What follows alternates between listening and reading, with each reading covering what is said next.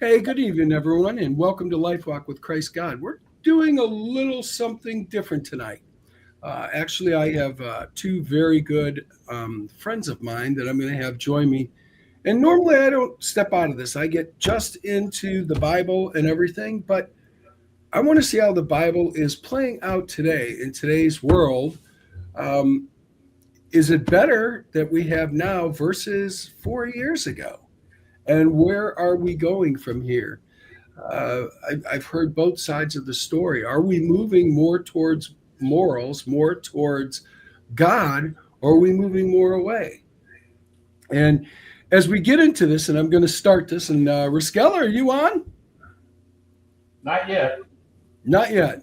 But I have Jerry Hall, and I have Riskella Stiffens. He is here with us. And thank you for tuning in to Trim Radio Network. But as soon as he comes on, we're going to read this. Jerry, I'm going to let you tell your background a little bit. Well, And okay. So very, very briefly, I had a very large business, sold it, retired, but I also ran for Congress. So I have a lot of influence and or connections with congressmen and senators and a couple of presidents I've met before. The governor of Texas is a good friend of mine. So I've got a lot of political connections that help keep me informed of what's happening and going on nowadays. And plus, I just stay abreast of everything. And I'm retired now, living in Florida. I used to live in Texas. And that's, I had a successful business, retired, and decided just to enjoy life. So then I met Michael and Rascala, and I thought, what a great group of guys to be associated with. Because they have strong faith, and to me, that's really important in our daily lives. And I just can't imagine anybody saying they're an atheist at all and believing it. And really thinking, hey, that's the right path to follow. yeah,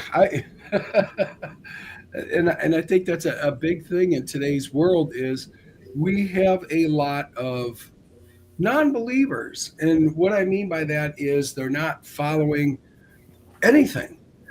And I've always learned there's one thing, you know what you get from nothing? Nothing. All right. Okay. So this world, I believe that everything comes from life. So therefore, life produces life. And there's no other way around it. So we have a creator for sure.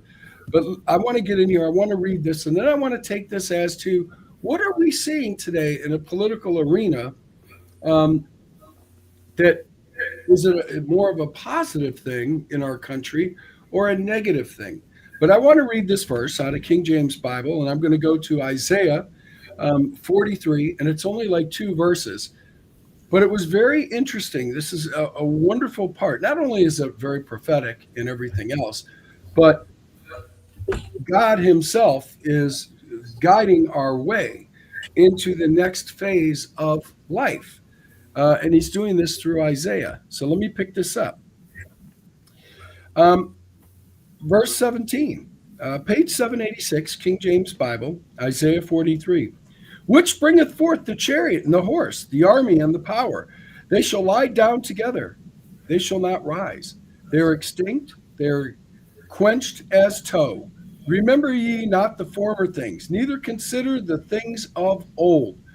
Behold, I will do a new thing. Now it shall bring forth. Shall not ye know it? I will make every way in the wilderness and rivers in the desert. The beasts of the field shall honor me, the dragons, the owls, because I give waters in the wilderness and rivers in the desert. I give drink to my people and to my chosen. And that's what I wanted to cover tonight. God said back then, I'm doing a new thing. We're seeing a world today, and in the last 12 out of 16 years, we were not doing a new thing, in my opinion. We were stuck, and we saw the most, I don't want to say evil, but the most conflicting of God's word that I've ever seen come about in this country. Ever. Groups popped up, hatred, anger, diversity, of where it just became an everyday thing, and it took away hope, faith, love. It took that all away. How do you guys see this? And do you think you're on the right path today, more towards God's word and morals and faith and hope? We were just talking about that, right, Joel? Well, I think that, yeah, I think because of Trump administration's election, that we've seen a rise in people going back to church. Greg Abbott, a friend of mine, they just passed a law in Texas that they've mandated the 10 Commandments in all schools now.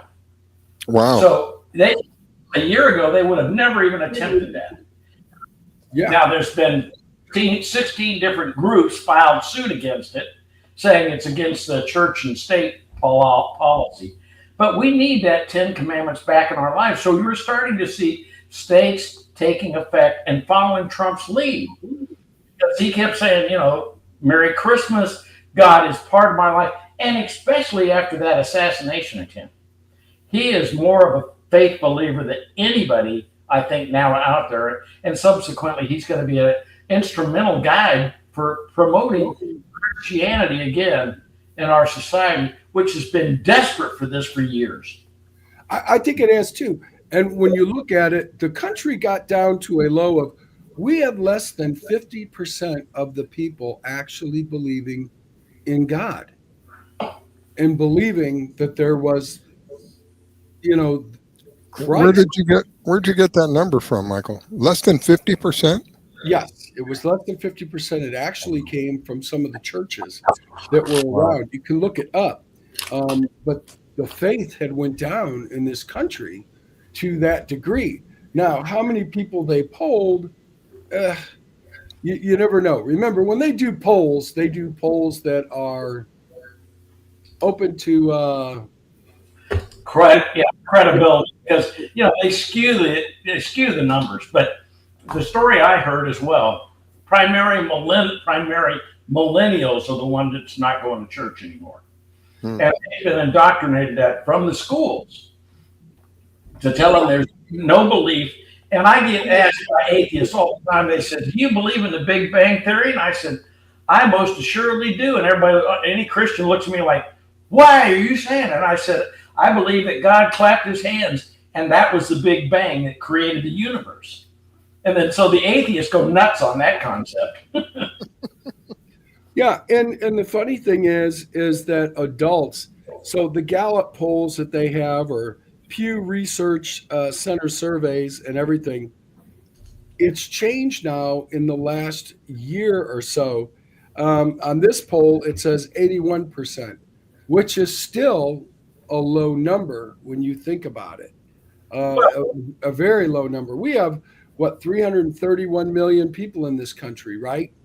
Right, but if you look at from the 50s, the 40s, 50s, 30s, 40s, and 50s, we were a real religious group of people. We'd said prayers in school in the mornings, and we said the Pledge of Allegiance. We don't do any of that anymore. We've got away, because of the woke society out there trying to make us the villains in life, and trying to demonize everything that is good out there. The philosophy now is everything good is bad and everything bad is good.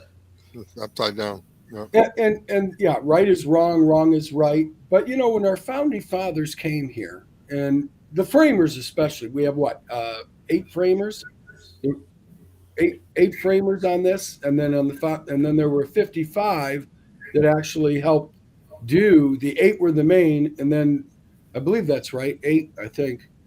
8 were the main ones that wrote, but then you had 55 that all signed at that time. I don't think that they had any doubt in their mind exactly what God was and is, and forever. I mean, it was really based. This country was formed that way. We somehow, because the way the Constitution is written, they've decided that the First Amendment should override our Creator. and you could see the conflict there. Was that a mistake? Was it a I mistake? don't understand what you're saying by the First Amendment should override. What do you mean? Give me Because an example. you okay, so you have the right to say what you want. Freedom of speech, correct? To a degree, yeah. Oh, elaborate. You To a can't degree. yell fire in a theater when there's no fire, that kind of thing. But yeah, to Okay. a degree. With But you responsibility, can maybe take that's the best way to put it. God out of schools. Okay. How on a country that was formed upon God? Well, But you again, But how does that where does that fit into the First Amendment? I don't understand when you were saying that they put because when we created the Constitution, okay, we created the Bill of Rights. We created all that. All men are supposed to be equal and free and everything else. And then we have the Bill of Rights, and all of that fits in. So you have your First Amendment, your Second Amendment, Third Amendment. Somehow or another, the First Amendment was given an opportunity to override God. But as you just said, you can't go to a movie theater and yell fire. You if can't go there's on no a fire. plane and say bomb. Right.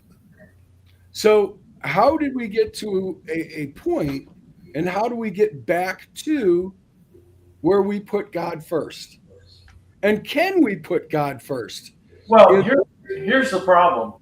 Even these religions are morphing into something wacko. Yeah.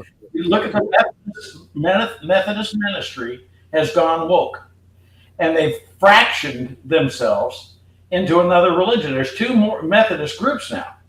There's a progressive and there's a conservative. So now you've got churches that are separating. Then you've also got all these phony ministers out there that you look at Joel Olstein for one. Gary Shook is another one out of Houston.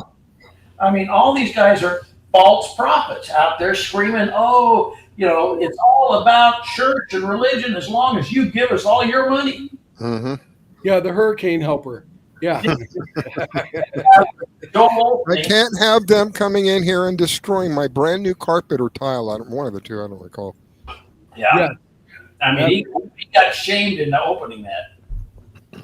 Ugh. I mean, that's the type of people we have out there preaching the gospel. They're hypocrites. And Joel Osteen was on Larry King one time. And Larry King said, "Joel, where did you go to theology school?" He goes, "I never went to theology school." He said, "Well, how are you being a minister?" He said, "I just took over my dad's job."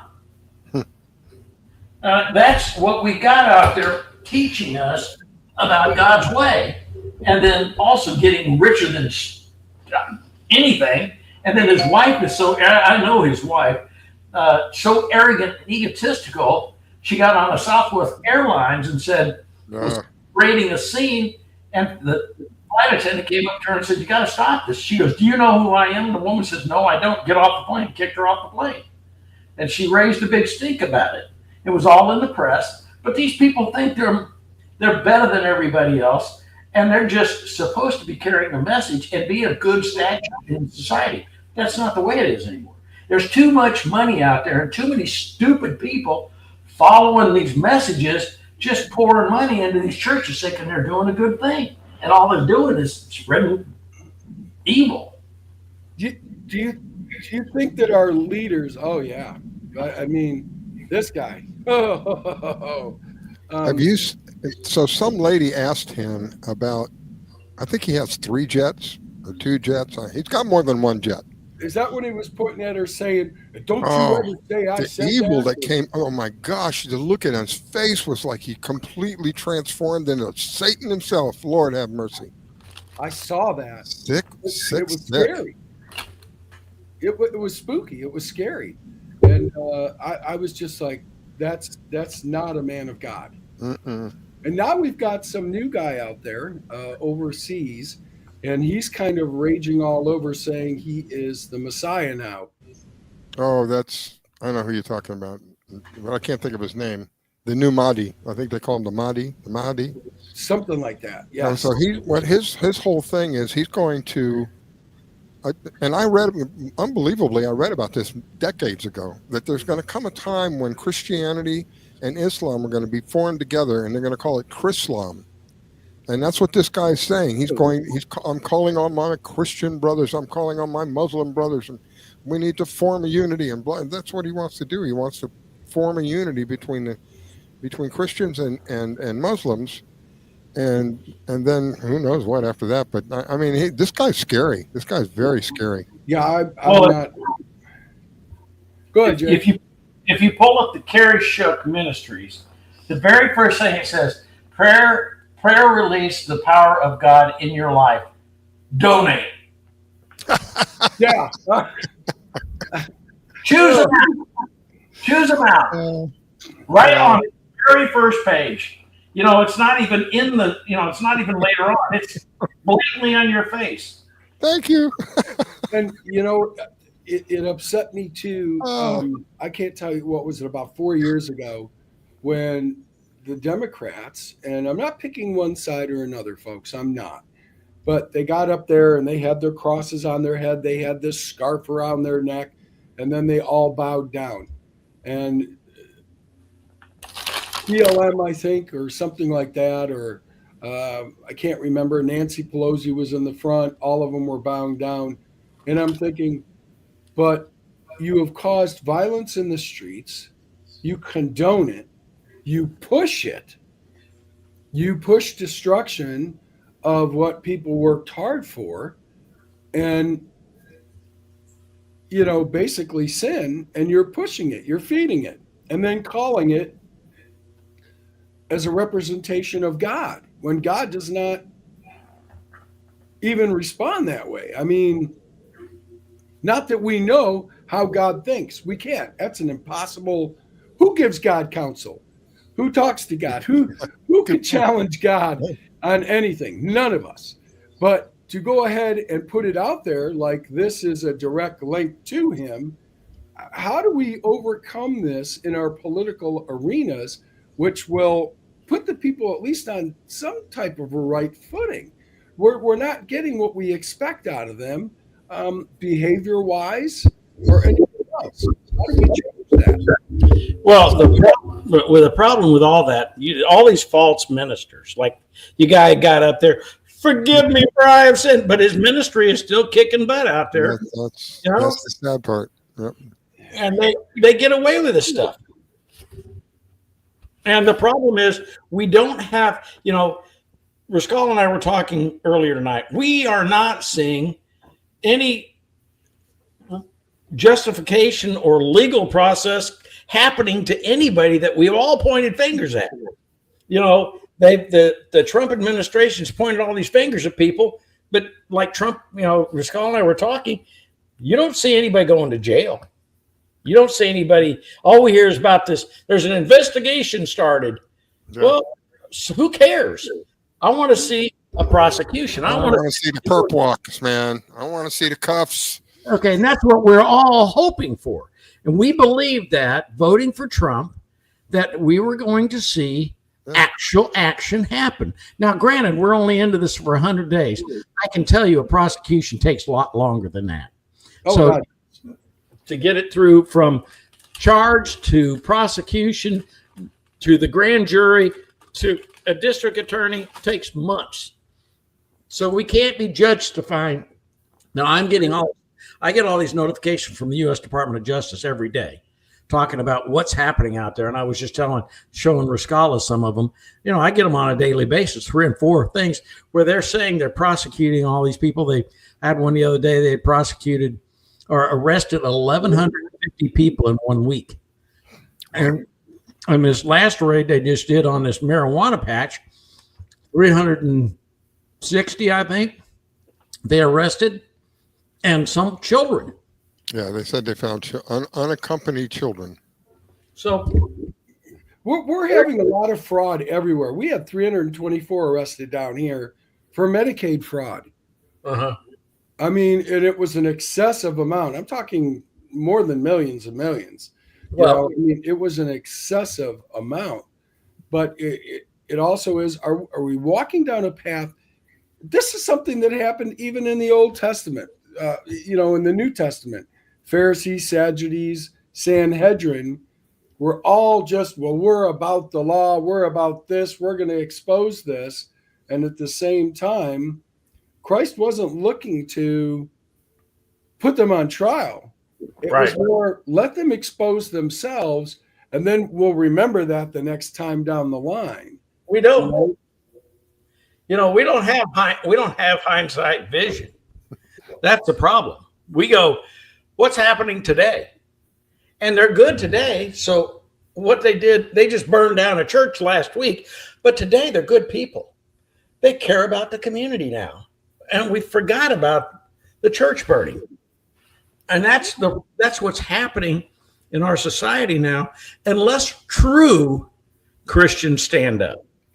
And I tried to do this with Umatilla Baptist Church.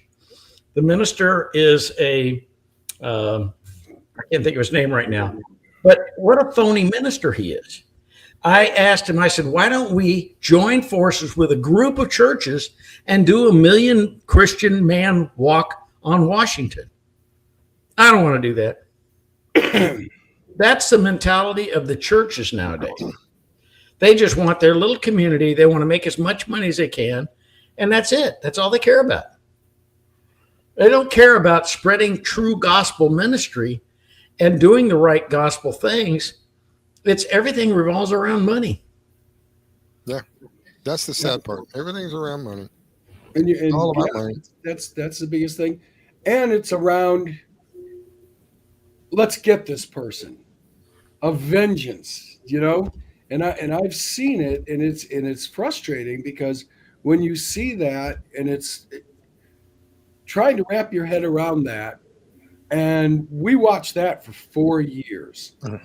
I watched people get torn apart. I watched people destroy each other, to the point it destroyed the country just about, and it was very hard to witness that and watch that. And then the finger pointing, like you said, and everything else happened. And people didn't know what to believe. They didn't know. That's by design too. That is by design. Yeah. It's overcome the people. Their motto is order through chaos or order from chaos. So if they can, part of the confusion is the chaos. If they can continue into that, then they get to do whatever they want. While people are fighting amongst themselves and the chaos is going on, they create the order, their order, not the proper order, not common law order, their order. And when you relate that, exactly what you said, when you relate that to what God says about Satan, and he says he's only coming here, Christ, to steal, kill, and destroy. That's right. And it's very interesting, because people are like, well, what does that even mean? If you kill somebody, aren't they already destroyed? No, because he comes to steal. What he does is he steals your faith, he steals your hope, your love, and any belief in God. That kills you, because then you no longer walk with God. And then what happens? It destroys you. How? Because your name is not in the Lamb's Book of Life. That's why. That's right. I mean, so I asked people, I wanted to get their opinion, and I said, what's worse, going to hell or having God turn his back on you? Wow. We have, I think that's a real problem, is just that the churches that are out there are so limited in numbers that really teach the gospel. Okay. And that's the real problem. So we're getting a messed up sense of religion out there being taught to our children. And it's like, okay, the Carrie Shirk Ministries, to begin, it started off with the Fellowship of the Woodlands. That's what it used to be. But this guy got so caught up in his ego, he renamed it to Carrie Shirk Ministries. What is that glorifying? I don't see any God glorification there. And then he would get up on stage, and he had phenomenal shows. I mean, he had the Blue Men there putting on a show for Sunday service. He was doing theatrics that were like, that's the problem. And so I see. I see the falling of the church. It's a show. That's what you called it, a show, right? And that's Dog what and it's pony like. show. It's a show. Yeah. A couple of churches that I went to, there's a very large church in West Palm Beach, very well known, very popular. It's a show. When you go there, the praise is not really praise. It's more of it's almost like a rock show, even with the fog on the screen and the electric guitars and the drums and everything. It's like there's a stage, and to me, it was a show, and it was a complete turnoff, because it wasn't the church that I got saved in. It was not uncommon for us to be praising God for 45 an hour, just nothing but praising, just singing and crying out to God and asking for forgiveness and leadership and guidance for almost an hour sometimes. And it wasn't uncommon for us to do that. And you go, well, the one that I went to, maybe 15 or 20 minutes, and none of it was really praise. It was more, let's get you to feel good, bang, bang, a fast beat, Okay, but here's the problem with a lot of these religions. I'm just talking from my perspective. I want to go in and hear a message, and I don't want to be rocked and danced and pony show. That's what you're getting. That's what you're getting. Death. I want to go in and not be in there for friggin' 4 hours either. Okay, an hour maximum is really good, and because realistically, an overabundance of anything, people turn off, and so if it's in short blips, you're likely to remember it and pay attention to it. And the problem is we don't have anything out there like that. It's either one or the other, bore you to death or rock you to death, Yeah. So where's the middle road? And that's what really needs to be out there. And also, something like I do with that card, I've given you both of you that card. I use that when it gives me a chance to share a little bit of heartfelt ministry to someone on the street. And we're not doing that anymore. You don't see people out there just doing local ministry one to another. Yeah, we used to do street ministry. We did prison ministry. Yep. So here's the thing, and I'm going to shut my camera off, and I'll tell you why. All right, Riskella, you first. Not a church. I want to know what event in your life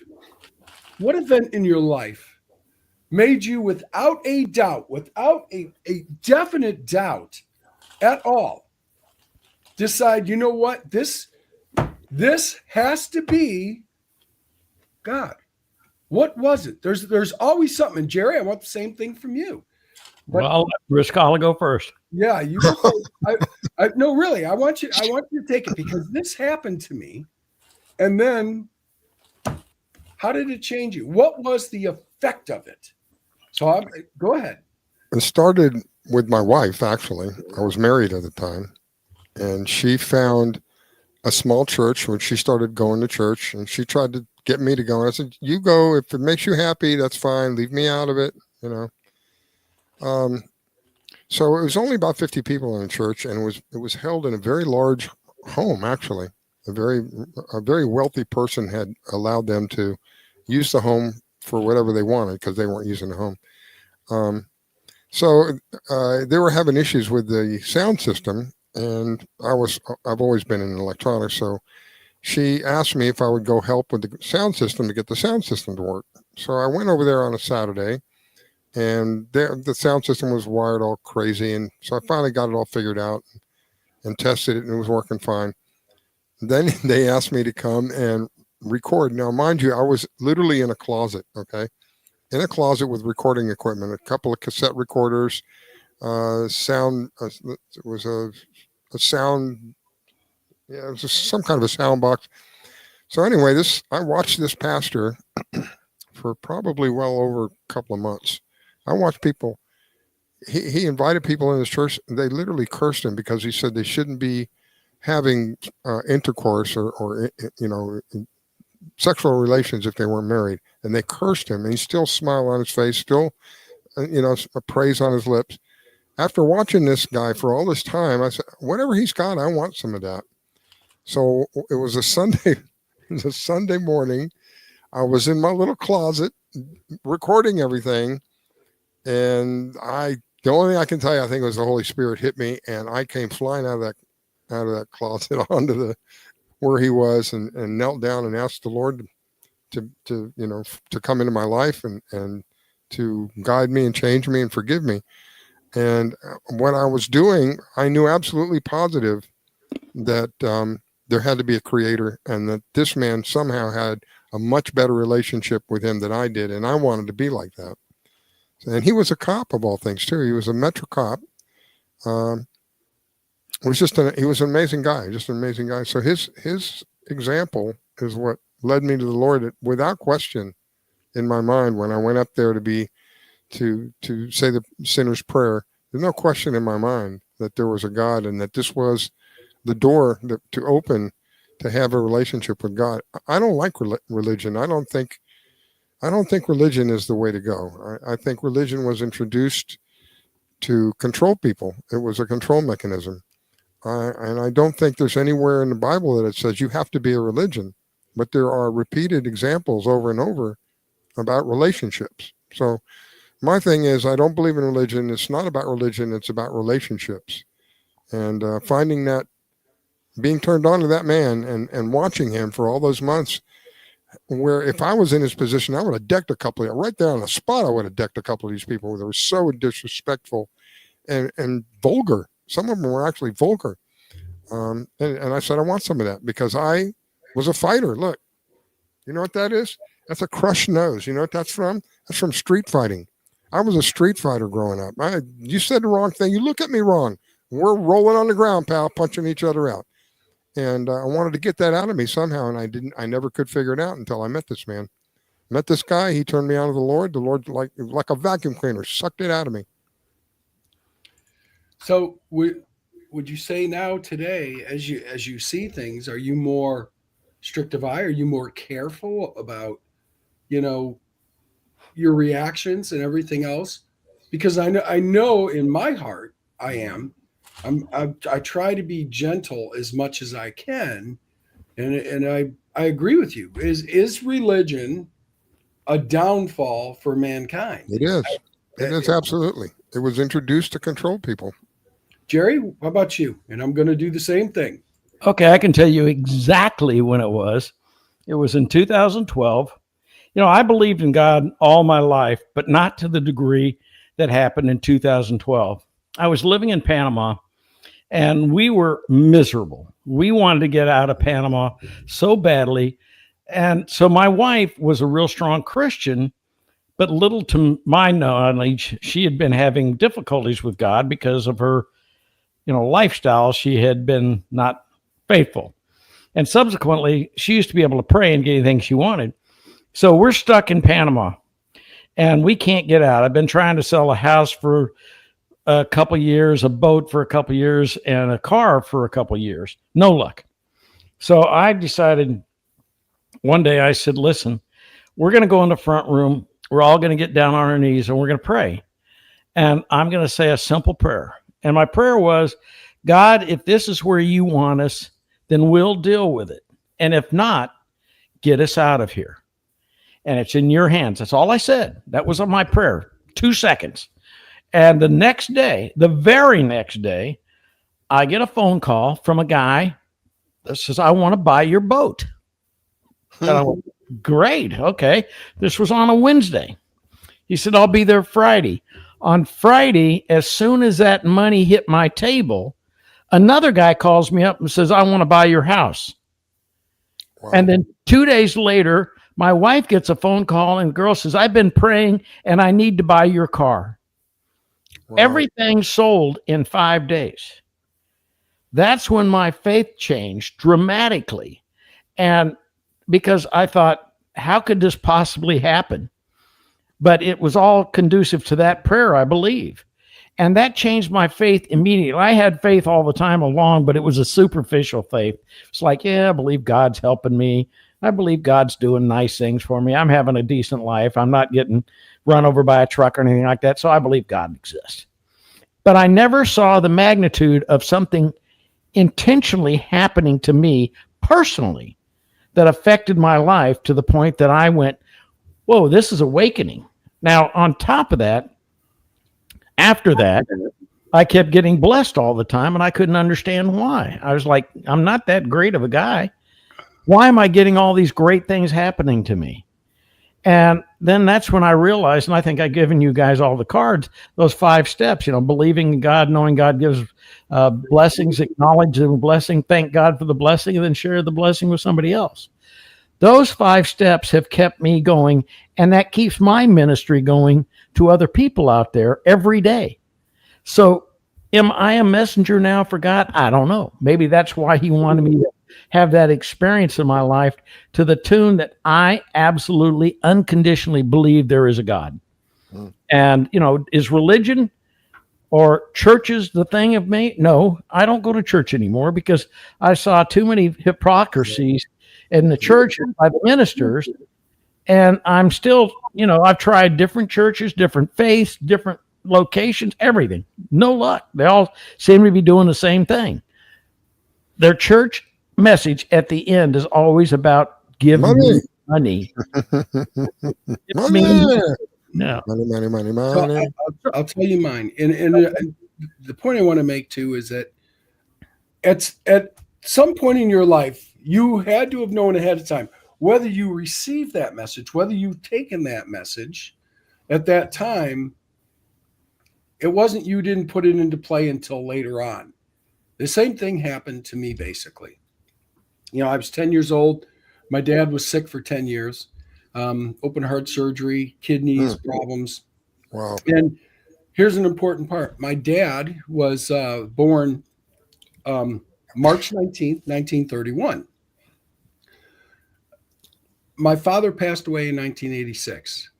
My little brother, Tommy, was going into the Marines with my stepbrother, Dean. Tommy was born May 19th, 1969.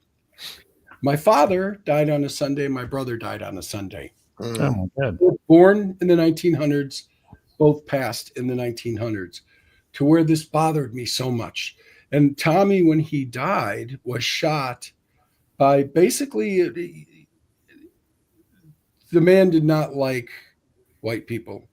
Okay. And of course, they were, if you don't like 2 people and you're in the Marine Corps, you know what they do? They stick you together. Okay. They're that's the thing. You're going to have to work together. And that's what they do. They were working together, and the Sergeant Donaldson that was there at one point, there was a visitor that came. He went into the back of the armory where this guy and my brother were guarding, and he left his revolver, his pistol, on the counter. And this kid grabbed it and said, "I'm going to shoot you. I'm going to kill you." And he flipped around, and my brother was leaned up against the wall with his hand in his pocket, and he shot him point blank range, went right through and blew out the back of his head. And of course, when they came running up front, they were like, "What have you done? What did you do?" And everything like that. Well, I didn't know it was loaded and everything else. And anyway, no one called the ambulance for 11 minutes, but he wouldn't have survived anyway. Yeah, no. Mm-mm. So I joined the military to, I don't know. I was going through hard times. I went through some bad relationships, and I got in there, and there was this guy, Herb Simmons, that was in there. I was down in the lab, and I saw him reading the Bible, but I didn't know it was the Bible. I just saw him reading and pointing his finger down, going, "That's right, and then pointing upward. Everyone else was at lunch. Normally, I'd go and work out at lunch, but I was there, and it just blew my mind that he was reading this. He was so into it, and I didn't know what he was reading. So I went over there, and I said, "Herb, what you reading?" And he goes, "Oh, you can't handle this, Bejas. You can't handle this." And I was like, "Well, what is it?" And he goes, "This is too much for you." And I looked, I saw it was the Bible. And he goes, "This is too much for you." Well, you've challenged me now, you've challenged me. And it was funny because Herb is black. And I was angry.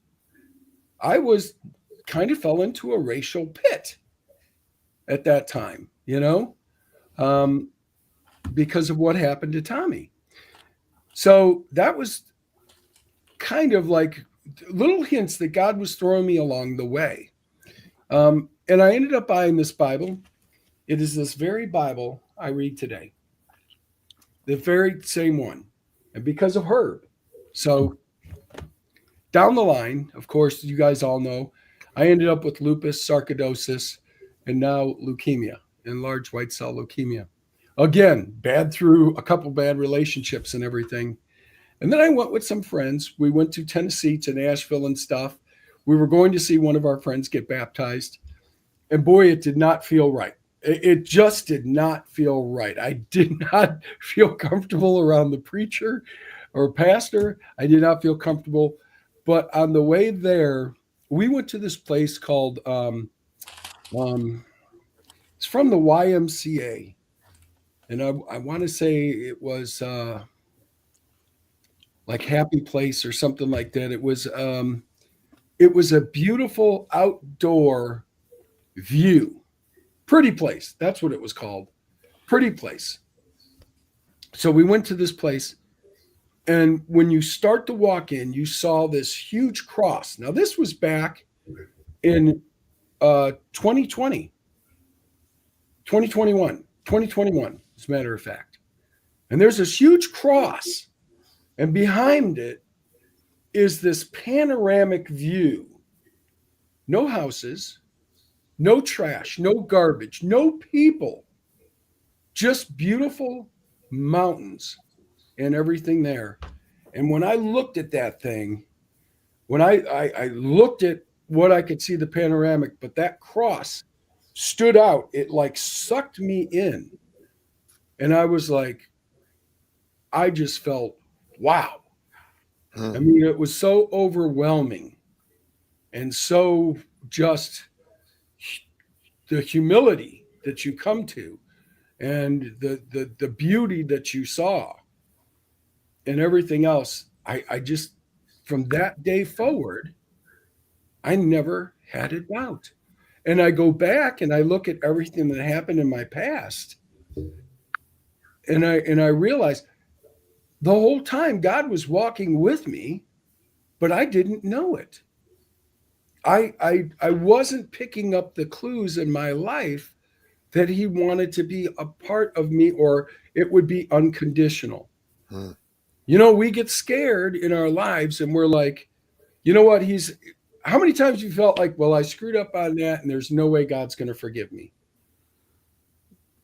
Do we have that today in society to where we believe maybe that's why religion is not taking hold, that people just don't think they can be forgiven? Or do you think that it's people that they have just rejected the word altogether? But either way, how do we get people back into that? I mean, I cried when I saw this thing. I sat down and was like put in my seat. I was like, whoa.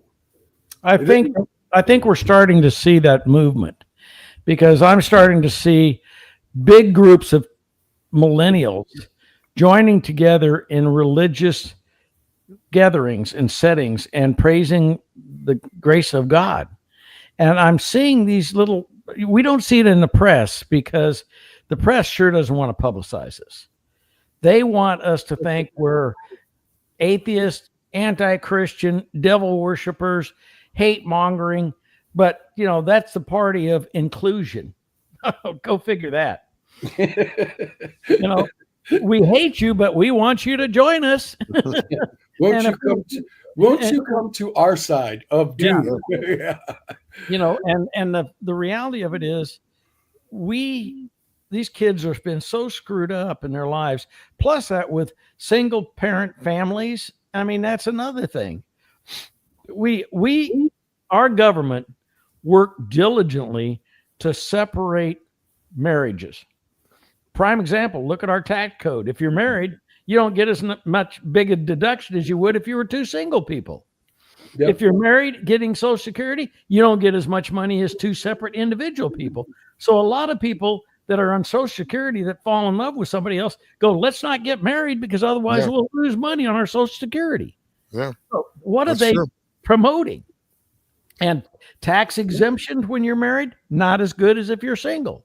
So our society is predicated about breaking us apart, which God's plan was to bring us together as a family unit and grow as a family unit in God, unifying the strength of his faith and our beliefs in him through that unity. But now it's like, hey, divorce is like the neatest thing in the world now. It's the best thing you can do. Get divorced. Don't work through it. Horrible. And it's horrible what we're doing to our society. Horrible. And the problem is, what do we do about it? How can we start the movement? The movement starts right here. It starts with 3 people talking about this, but getting it out there to the other people. That's the problem. How do we do that? How do we market this to other believers and in churches or ministry groups? That's the problem, and I don't know how to go about doing that. Yeah, it's a tough thing, and I'm not sure. The world is definitely around money. There's no question. But I want to and divorce is this thing. I always looked at the government. There's a couple things that they do if you want to destroy a country. Number 1, take God away. Right. Because if you take God away, you take away faith, hope, morality. And No morality. And that's what we're facing today. No morality. Number 2, Well, that's like Rome. What happened when Rome took the religion away? Yeah. It collapsed completely. The strongest nation in the world collapsed. Number 2, I always said, make both parents work so hard and so long that they cannot They be can't raise their together. children. Yeah. And Xbox raises the child, Yeah. and one of those things. Number 3, dumb them down. Change the educational system to where you don't know the difference between wrong is right, right is wrong. You just accept that. Or they instead of teach right. it. Or they teach wrong is right and right is wrong. And then you impose a tax or an over amount of government to where the government, you are now relying on them instead of them working for you. Mm-hmm. That's what they want. See, if they can have you strung out, I gotta get my monthly check. If I don't get my monthly check, I won't be able to meet my bills. So you got to be careful what you say, right?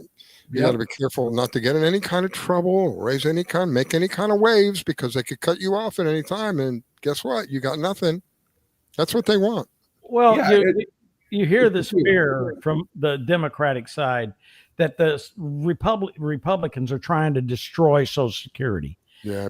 And in fact, they're trying to shore it up by getting rid of all the illegal aliens on Social Security. They should have never had it to begin with. And you could give it longevity, raise the age limit a day or a year.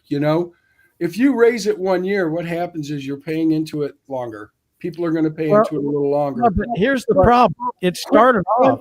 Quit taking money from Social Security too. Clinton put that in there. See, the problem is that it started, you could retire and take Social Security at 55. That's right. Now nobody remembers that. That's right. Now it's 67. They're going up to 70. They're going up to 70, Jerry. Yep. So here it is. 15 years we've lost off of income. Yep. And they're making people work longer. And then on top of that, the ludicrousy is when I took Social Security at 62, I couldn't work and make over $13,000 a year until I was 65. Now, what's the sense in that? I'm on Social Security now too, and although I do have a hard time, I couldn't work more than part time. But but are you on disability insurance? Yeah. That's a big difference. That's a whole different ballywag. I'm just talking me being on Social Security as, a capable person that earned my income and deserving of it. And then there should be no limit. You should be able to get your Social Security regardless. I put in 40 years. Don't get me wrong. I put in 40 years. So I did my time. It's not a matter I didn't do that. I more than did that. It was just a matter of, with the sickness, with everything going on. That's a whole different story. Yeah, it's a different story. It's a whole different thing. But you do those like 5 things, and you can destroy a country. And look what's happening. The thing that scares me right now is if you read the Bible, and it says in the end times they're going to see all these natural disasters. And if you look around the globe right now and see the magnitude of natural disasters that are going on, it's scary. Yeah. It is truly scary, because they had a volcano just erupt here a few days ago, and I don't know what country it was in, but now they're talking about Yellowstone National Park is on a seismic alert. So is that going to blow up here? And they're talking Mount Helen is now having some seismic activity again. It blew up years ago. What about all the floods? And the floods happening so badly. Like, I mean, how can a river increase 26 feet in 45 minutes? Yeah. That's like a dam. That cannot be natural. I'm telling you, something's not right with that whole deal. Well, there's a lot of conspiracy stuff about that going out, because that Majestic school was supposedly, the students there were from families that were getting ready to blow a whistle on a lot of politicians for the corruptness, and bam, their children are gone. You say that, but we had that thing in Hawaii too that made us question a lot. All of a sudden, that fire, and we're like, "Whoa, what happened?" That we're seeing a lot of things, and is some of it man manipulated?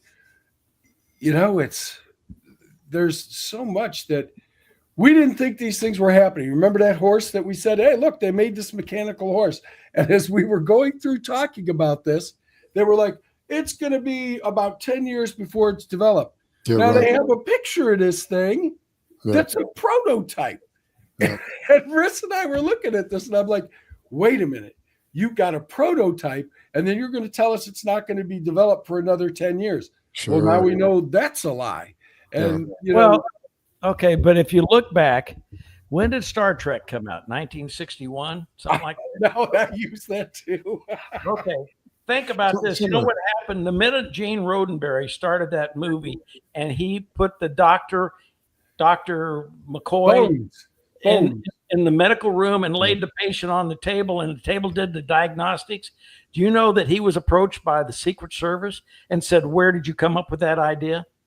And he goes, "Let's just brainstorm." And they threatened to close him down, because they had that technology. They had med beds back then. So where is our technology now? See, one thing, I bought stock in a company called Digital Angel. How does this tell you? It was a manufacturing company of RFID chips that were implantable. Okay. And the very first person that got the very first biomed implant was the dean of the Harvard Medical School. He was the very first guy that got implanted. Well, his company was bought out later on.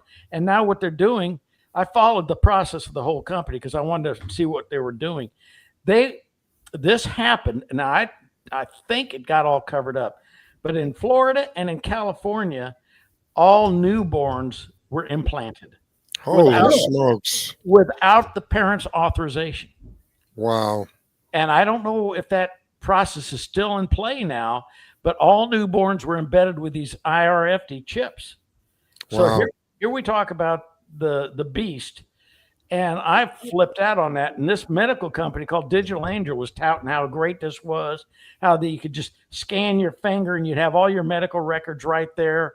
But they didn't talk about what was the limitation on that.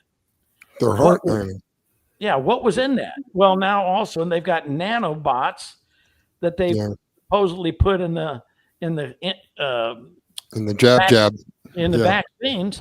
So we don't know what, and that was to say, those are in there so that we can kill any potential virus that you might have in the future. We can modify those nanobots on a flip of a switch and modify them to kill any other upcoming virus. Including you. Including you. They didn't bother to say that. It's a kill switch. Yeah. I look at that, and I go back, and I'm in Matthew 5, and in the New Testament, they talk about 6 commandments total, but really it's predicated on 2. Christ says, on these two things I put all. Love thy God with all your might, with all your strength, with all your heart, with all your mind. And the second one is just as important as the first. Love thy neighbor as you would love thyself, and live your life in that aspect. And it's very when you hear that, it's those two things. He has put that in there, and we've forgotten those things, I think, in today's world. And it applies. It encompasses all 10 when you think about it. It encompasses all 10 of those things. But it was very interesting, and I loved it because God had said, and of course Christ taught with authority. He wasn't vengeful, even when they said, "Who gives you this authority?" When the Pharisees asked him to do these things, and he says, "I got a question for you." Paul's baptism, baptizing of people, was it from God or was it from him? Now, if they said one, then Christ will say, well, why didn't you believe me? And if he says if it's not, then the people looked as Paul as a prophet. And if they didn't say that, they might have stoned them. So it put them it created a conundrum for them. And of course, it's very interesting. But especially as you read on, because it did come from God. And it came from also, Paul did that. But if you go to Isaiah and you go back, he said, one will come calling in the wilderness and make straight the paths, talking about Christ coming, predicting it.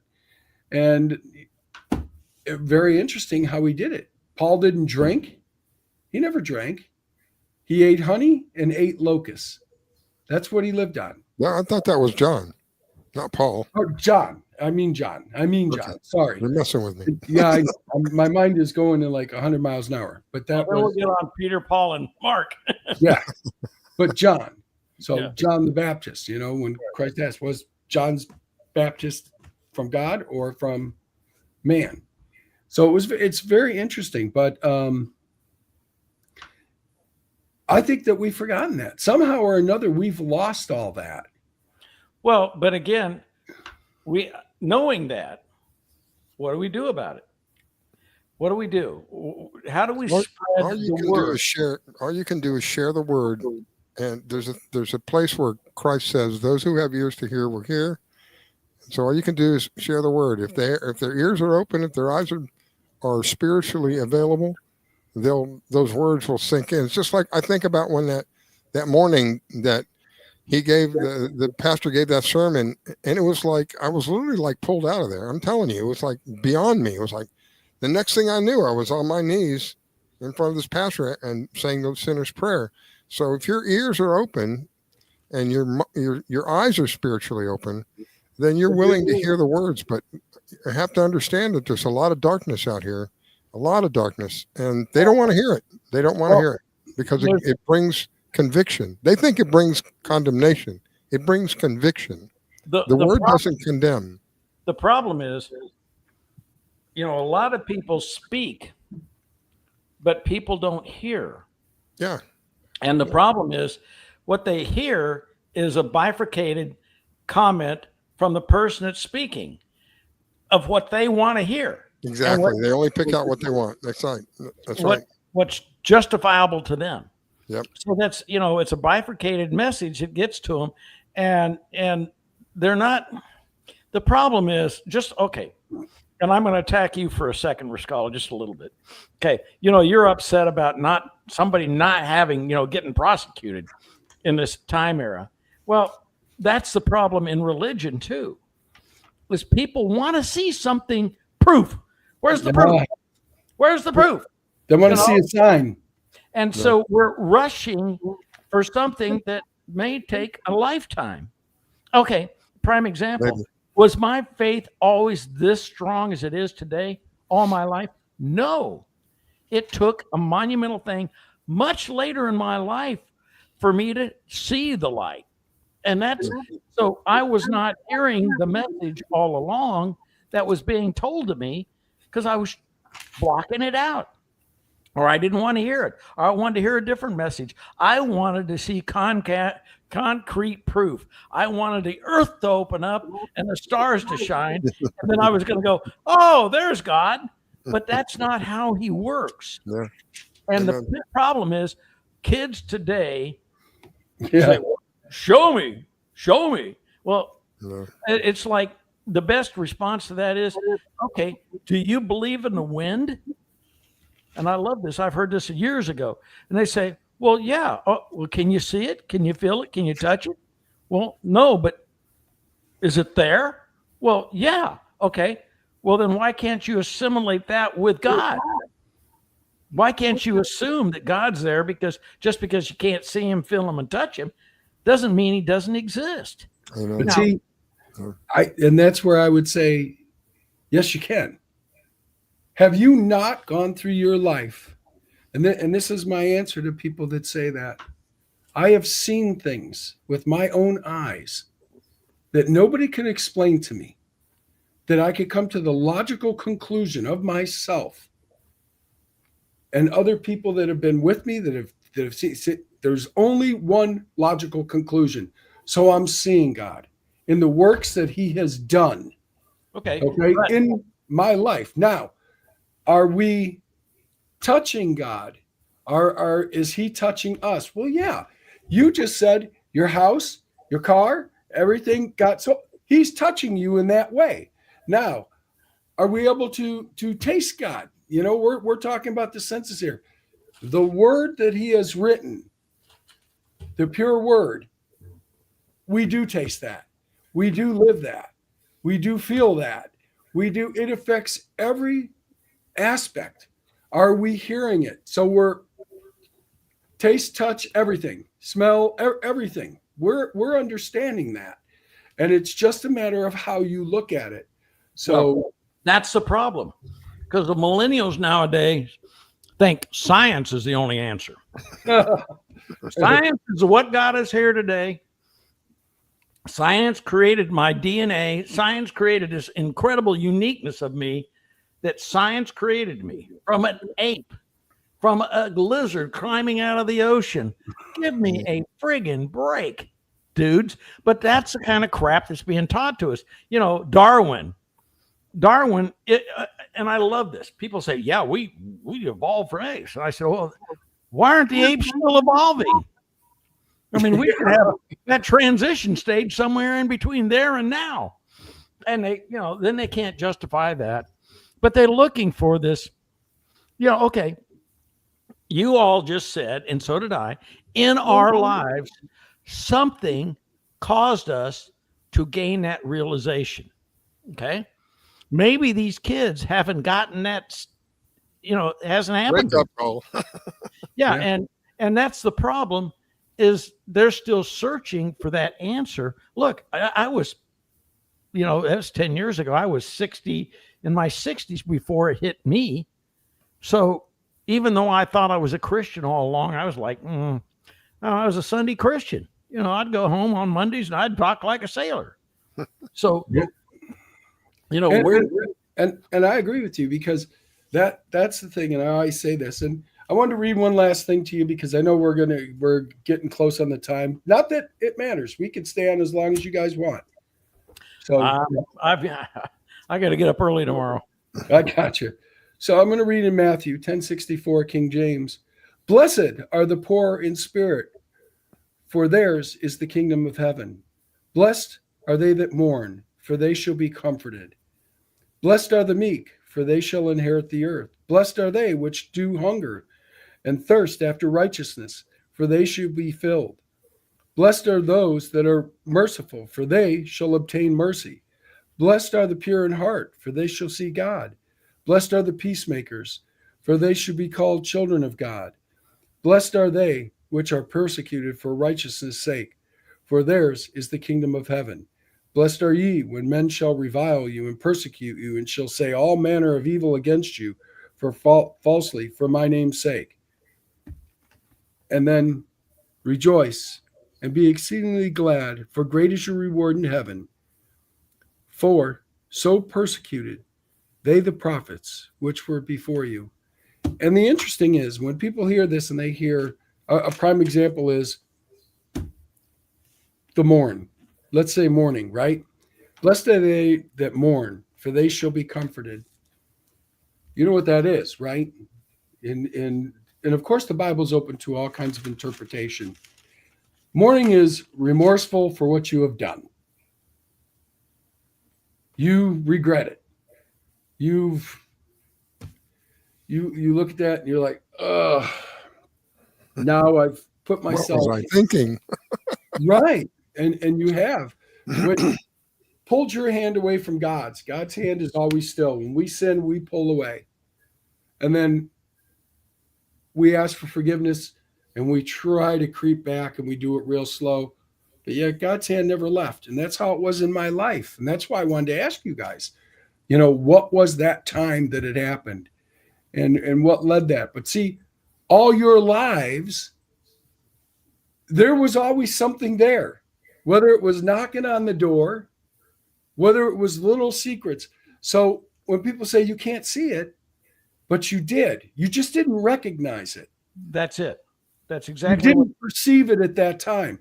It wasn't your time yet. God's timing is perfect. So Right. he made it known to you at that perfect time. Well, and I think that in reality, that's what's going on with a lot of people out there now. We see the adverse side of it because we're in God's shadow. Okay. Right. So we see our lives have been changed. And then we look at these young kids and they're living vicariously through who knows what, some rock star or something. And they haven't seen the light yet. And the problem is it'll take some monumental thing in their life for them to come to realization. And all you can hope for is I see this happening. It's like I see young people starting to be a little more cognizant of churches. And some of these churches, I have to admit, are drawing kids to church simply for the music. Not for the message, but for the music. I want to go rock out on Sunday morning. Be with a bunch of friends of mine. Get to know some new people. They're supposed to be good people. But then they turn around Friday nights and Saturday nights. They're out partying their butts off, getting drunker than a skunk. So, it's going to take a realization. And again, God's time is God's time, not ours. And no matter how we can or what we can do, we can only share our blessings with other people one-on-one as we bump into them. And that's what I do with those cards. It gives me excuse to share a message with other people that I believe and show them through my actions that, hey, God's thinking of them. And I stopped by and just gave them a little message. And it's amazing to see the look on people's faces when I give those cards out. They look at me. I gave a card out the other day at the hospital. I was at the hospital picking up medical records, and the woman I was, saying, "Well, you have a blessed day." And I said, "Wait a minute, are you a Christian?" She goes, "Oh, you betcha I am." So I gave her one of the cards, and she looked at it and she goes, "This is so cool. I got to give this to other people." There's the message being spread by one action. And that's it. I mean, that's what it takes. And we have to remember too, before we go, because we're just about out of time, folks, what kind of relationship are we having with God? Mm-hmm. Understand something. Are we having a relationship on his terms? Or are we having a relationship on our terms? Yeah. Our terms are, hey, listen, God, I have time for you from 10 to 12 on Sunday. I have time for you on Wednesday during Bible study. And then I'm going to go ahead and live my life any way I want without changing what I need to change at all. Completely dismissive. Or are we having a relationship with God on, you walked yourself into your worst situation. You were down. You prayed, Jerry. You prayed. You were down in your low spot. I was down in my low spot. You cannot go to God in a high spot. It is impossible. You have to be coming from a low spot so that God can lift you up to a high spot. And that's what it takes. So we have to have that relationship, that commitment that, you know what, God, this is on your term. Every day I will praise you and give you glory and glorify your name. And then you use what you went through that got you to that point, that second of your life that made you know without a doubt, there's the message. Yep. It's not anything else. It's that. It's testimony. Right. Well, I guess we had a call tonight. This has been good as always. We should do this more often. I would be honored. I would be honored. I think that it, you know, I could sit here and read all night long, and the people that would never, they would hear it, but they'd never understand. They would see it, but they'd never perceive it. But when you bring people's lives into it from a perspective of, this is the things that they went through. They're traumatic. They're degrading, humiliating, and everything else. But yet, look what the end result was. Right. God came and enriched them. God Right. came and blessed them. So, You know, and so anyway, Ruscala, it's good seeing you again. And Michael, is always good seeing you, and had a great evening tonight. So thank you for inviting me. thank you guys for coming on. I appreciated that. And folks, we'll get back to numbers, in the Old Testament next week. But I wanted to do that, try to break it up a little bit so people can enjoy. Anyway, Awesome. God bless you. Have a wonderful week. And we'll talk to you guys later. Jerry, Take thank you. care. Appreciate it. Michael, thank you. God bless. Thank you guys. Bye-bye. God bless. See ya.